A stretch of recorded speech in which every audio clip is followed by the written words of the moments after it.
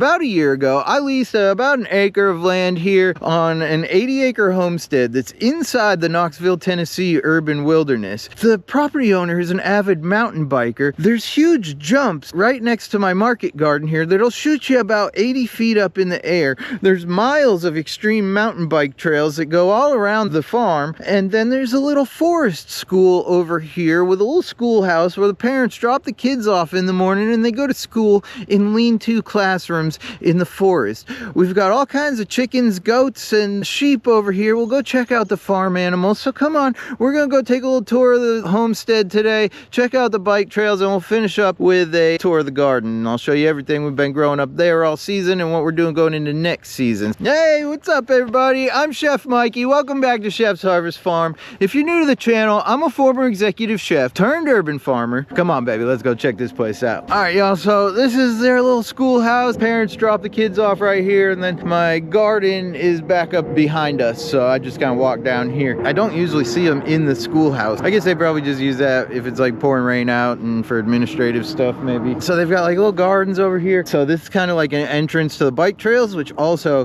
goes down into like the lean-to classroom. So come on, I'll take you down there and we'll go check out the trails a little bit and the classrooms. Super cool, right? So there's like at least 2 of these types of things that I've seen. There might be 3. Like several of my friends from the farmers markets kids go here. They're like preschool age, 3 to 6 years old, I think. The teachers are all super cool. They just all say hi, you know.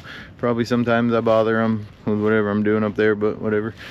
But yeah, so the kids just go to school back here. It's pretty cool. All right, so come on, we'll hike up out of here and we'll hike up into the mountain bike course and I'll show you that. So yo, if y'all ever notice these boots that I wear, it's the only boots that I could wear that don't kill my feet. I suffer from plantar fasciitis. If you're looking for some boots to help you with foot pain, try a pair of these Hoka boots through my affiliate link. Supports the channel and I appreciate it. Sometimes I forget which way I come from. I think it's this way. So you can see, that's my garden right up there. And I walk down here, and you're in the middle of a huge bike course. I mean, I'll show you. It goes all the way down there and all the way up there. Huge jumps. Come on, let's just go. I mean, it's crazy, right? I mean, like, look at that berm, you know? I think like 30 feet tall. I mean, this jump behind me, I mean, it's taller than I am.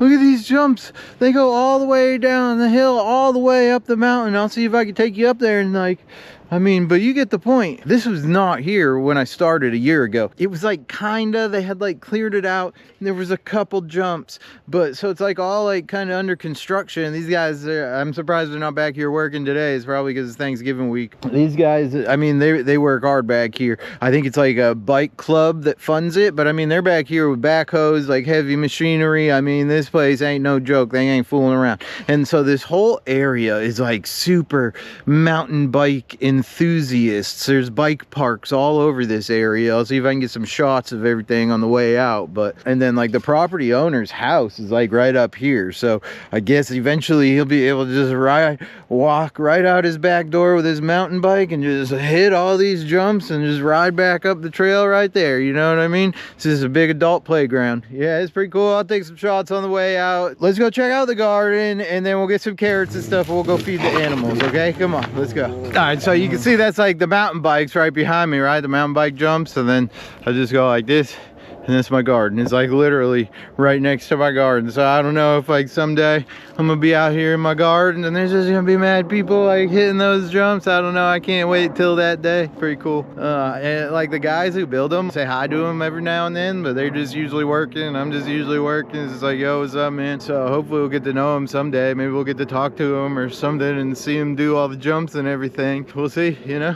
So the last time I think I had you guys here, really, we were planting this stuff. So like right behind me here is the Brussels sprouts, and the carrots are still interplanted in there. It's like not the best interplant because now like the carrots are hard to get to. They're overgrown by the Brussels sprout, everything's super healthy. I mean, I pulled huge carrots out of there. It just is like, I got so many other carrots that those are like not a priority, you know. I'll just kind of pull them when I pull out the Brussels sprout. So I cut off a couple Brussels sprouts yesterday for a property owner. He asked for them for Thanksgiving. I've cut the tops off so that the top ones will kind of fatten up. Over here, I've got the broccoli. I've already like chopped all the tops off the broccolis, but they produce side shoots. So I've been like collecting side shoots off for the last few weeks, and there's a bunch of side shoots right now. I'll probably grab them today. We'll go check them out. We planted like the cabbage with radishes over here, and beds of beets. Those all just got harvested as expected. Everything went great. So the reason I planted the Brussels sprouts, broccoli, and cabbages was because last year, like, I grew a really small amount of Brussels sprouts, and I brought them to the farmer's market and I just sold them on the stalk, and I was charging like 15 bucks for the stalk, you know.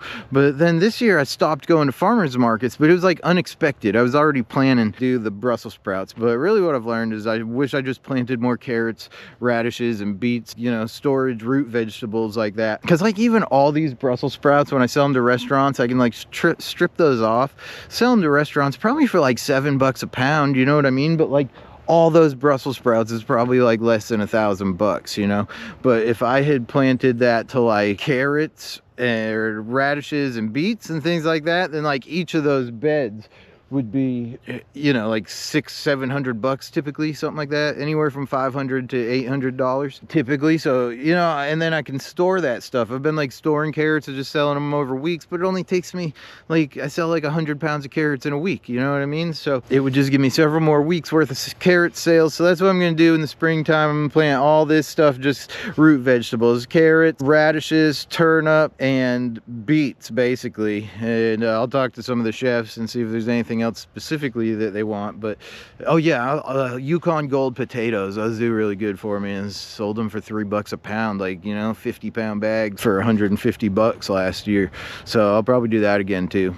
But, you know, storage crops. I'm gonna plant all storage crops over here, things that don't need refrigeration. That way it's easy to just like throw them in crates in the back of my truck and bring them back to my place, and then we'll get it into refrigeration over there. So yeah, anyways, I'm not gonna grow the broccoli and Brussels sprouts and cabbages again. I mean, like I said, they're decent, but I could have made 3 times the amount of money if I just planted more carrots, radishes, and beets, you know. So come on, we'll take a look at all these other things. I planted cover crops after it all came out. Yeah, come on, I'll just walk you over there. We'll check out the other beds. So when I first got to this property, like, this was just like a big like overgrown field. It was all brush and bramble. So I mowed it down, and I asked the property owner if I could turn it into more garden, and he said yes.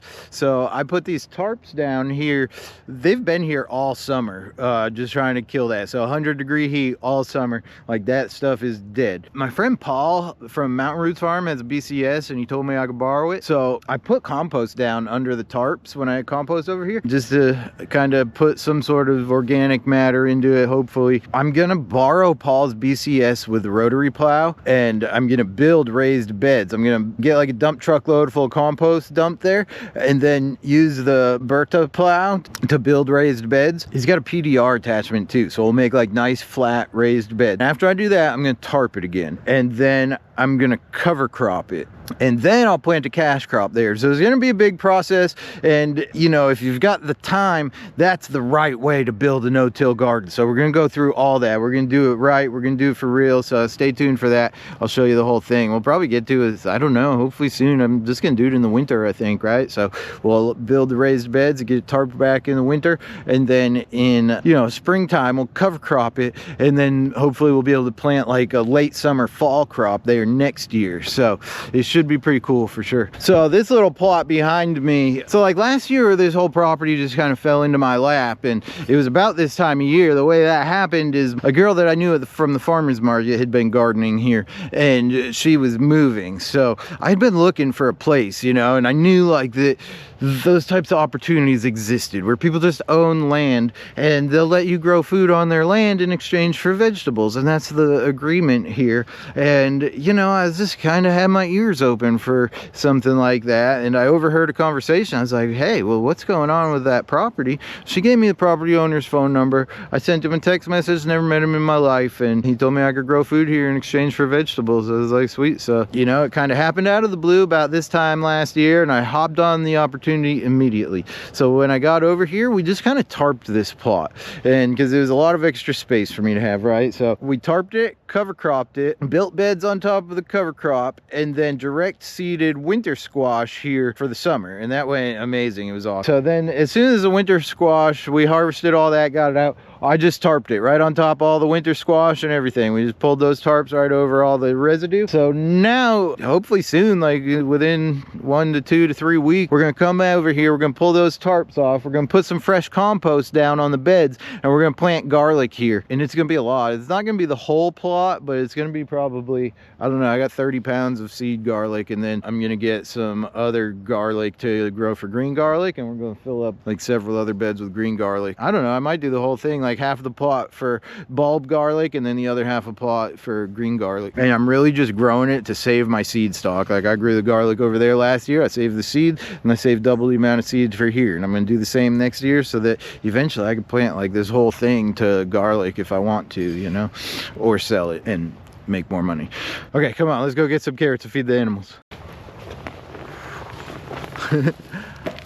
Carrots looking good. So we had a couple beds of carrots right here. We already harvested them and just kind of left the tops on the top of the bed for a mulch. I got 1 bed of carrots left right here. There was beets there and 2 more beds of carrots over there. Those got cover cropped. Once this bed of carrots gets harvested out of there, then we're gonna take this high tunnel down, and I'm just gonna tarp these 1, 2, 3, 4, 5 beds, and then I'll be able to plant these first in the fall time. And then also where the Brussels sprouts and broccolis are, and then everything else is cover cropped. So we'll just have to deal with the cover crop in the springtime, you know. And then so I'm gonna take this high tunnel down. Is like the girl who was gardening here before me is hers. She just left it behind. So I'm gonna take it down, try to get back to her. And I applied for some grants on this property to see if I can get a couple high tunnels over here too. So hopefully we do, but it's gonna be a while on that before we even find out. So come on, let's go give these carrots to the goats. I don't know, I ain't seen them. Usually they're like come running when I'm over here, but I ain't seen them today. But they'll probably come running when we go over the fence with carrots.